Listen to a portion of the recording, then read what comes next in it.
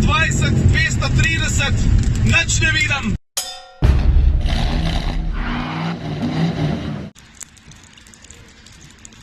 No, dame pa gospodje, zdaj je čas, jaz sem na dirkališču, pa da vidimo, ali res drži tista, da BMW ni ustvaril sam športne, ampak super športno limuzino. Zdaj po eni strani bi rekel, pa zakaj daš pa, da ne. Sem stari, se veš, kako jaz na te stvari gledam, ne? Kozarc je zmeri na pol poln, prazen, če ni čist prazen, ampak jaz mislim, da je na pol poln, tako da si predstavljam boljše šanse, ko preizkusiti štirikolesni pogon v res ekstremnih razmerah. No, zdaj sem pa jaz na vrsti.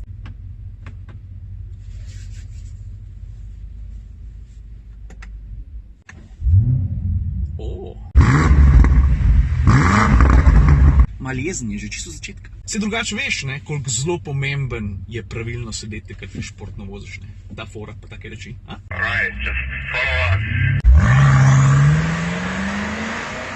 Ja, vidiš to rdečo tipko? Volan ima dve. Te dve tipke sta v bistvu bližnjice za prednastavitve. Najprej bomo vozili z osnovno nastavitvijo 4-wheel drive. Pacecar razlaga, da se moramo, zato ker je dež pa mokro pa spolsko, na vsak način izogibati robniku, ker to ni dobro. Pa na stezi vidim na par mestih stoječo vodo, tako da moramo biti res ekstremno previdni, vozili bomo pa po tako imenovani dežni liniji. Veš, kaj mi je pa najbolj všeč? Če se pred mano znajde en, ki je bistveno počasnejši, pa ful bolj uživam. Ne res.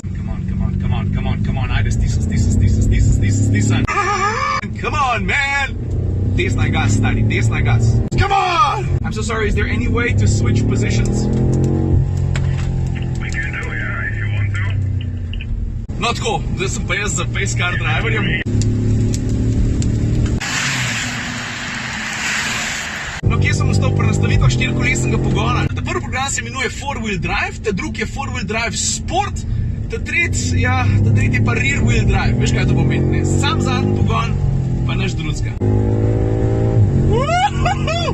180, 190, 200, 210, 220, 230, nič ne vidim. Veš, kaj pa zanimivo videti? Ko se vozim zdaj na meji prijema, ker je praktično skozi tudi na ravnini, ker ima avto toliko ene moči, toliko enega navora, kljub štirikolesnemu pogonu čutiš, kako hočejo kolesa Dobar je, Ciril. Sem ga mogel pomarešvat.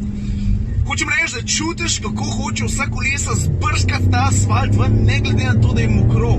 Pa kako je v bistvu pogon rear bias. Da veš, kaj hočem reči? Še vedno imaš občutek, da ti rit hoče pobegati, ne glede na to, da ti pomaga štirikolesen pogon. Ne na robnike. Stari. No, zdaj sem pa iz programa.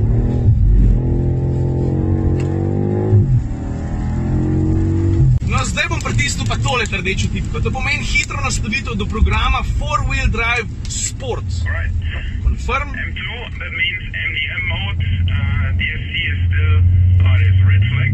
Evo, ravno v trenutku, ko smo hoteli preizkusiti opcijo štirikolesnega pogona, ki ti dovoljuje zdrse do relativno velikih kotov, rdeča zastava. Nekdo je letel ven.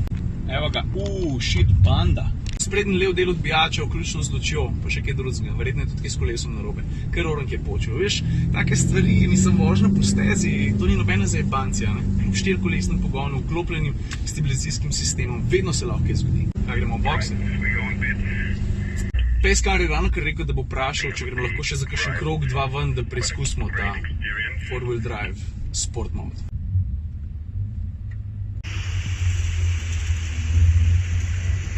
Zdaj pa preden me nazaj na stezo spustijo, da končno preizkusim ta sport mode, ne, lahko strnem občutke. Stari, tako ti bom rekel, bivša F1 steza, mimogrede, ne, nazadnje se je tukaj dirkal leta 96, zmagal je Jacques Villeneuve, če se ne motim. 600 konjev na voljo, štirikolesen pogon, veliko obljub, še večja pričakovanja.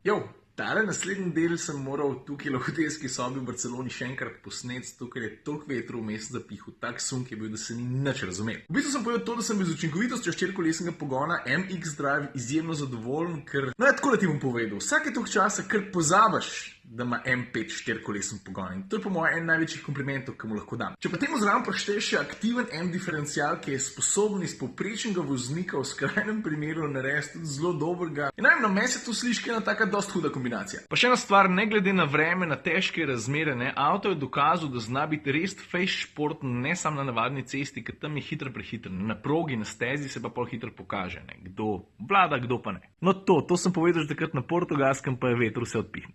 Next mission, you have to press your M2 button.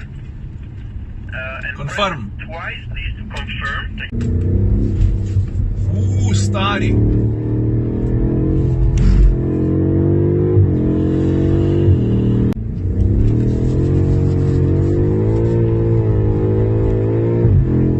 Kar v redu, stari. Nice ride, man. Really good. Hvala. Kot ni bil res velik, ampak to je popoln primer, kako ti lahko štirikolesen pogon tudi pomaga pri vožnji, pri kateri hočeš uživati. Samo da ga malo poslušamo.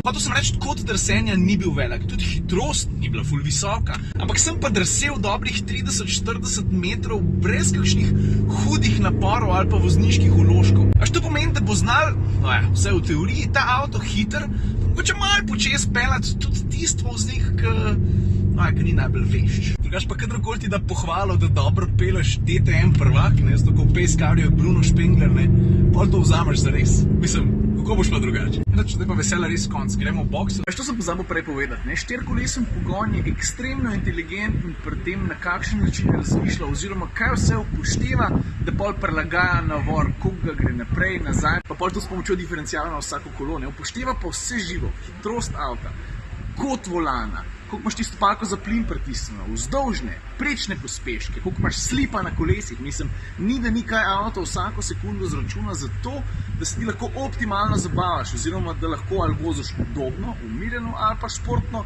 super športno, tako na stezi.